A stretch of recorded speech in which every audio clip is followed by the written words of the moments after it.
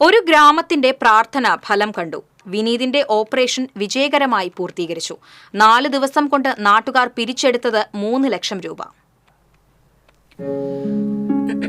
വിനീതിന്റെ ഓപ്പറേഷനു വേണ്ടി രാവും പകലുമില്ലാതെ 4 ദിവസം കൊണ്ട് നാട്ടുകാർ പിരിച്ചത് 3 ലക്ഷം രൂപയാണ്. ഓപ്പറേഷൻ വിജയകരമായി പൂർത്തീകരിച്ചു എന്ന വാർത്തയിൽ ഏറെ സന്തോഷത്തിലാണ് ദേശമംഗലം പഞ്ചായത്തിലെ തലശ്ശേരി നിവാസികൾ. തലശ്ശേരി ഉണിക്കുന്ന് കോളനിയിൽ വർഷങ്ങളായി താമസിക്കുന്ന തമിഴ്നാട്ടുകാരനായ മുരളി ആരായി ദമ്പതികളുടെ 2 മക്കളിൽ മൂത്തവനാണ് വിനീത്. ഹൃദയ സംബന്ധമായ അസുഖത്തെ തുടർന്ന് അടിയന്തിരമായി 4 ദിവസത്തിനുള്ളിൽ ഓപ്പറേഷൻ വേണമെന്ന് ഡോക്ടർമാർ അറിയിച്ചിരുന്നു.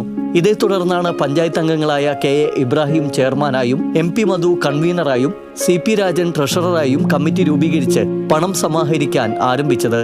ഇതോടെ രാഷ്ട്രീയമോ മതമോ നോക്കാതെ സ്ത്രീകളും കുട്ടികളുമടക്കം പ്രദേശവാസികൾ രംഗത്തിറങ്ങി.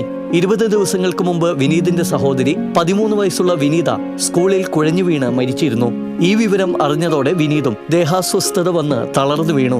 ഇതേ തുടർന്ന് പരിശോധിച്ചപ്പോഴാണ് വിനീതിനും ഹൃദയ സംബന്ധമായ അസുഖമുണ്ടെന്നും അടിയന്തര ശസ്ത്രക്രിയ വേണമെന്നും ഡോക്ടർമാർ അറിയിച്ചത്.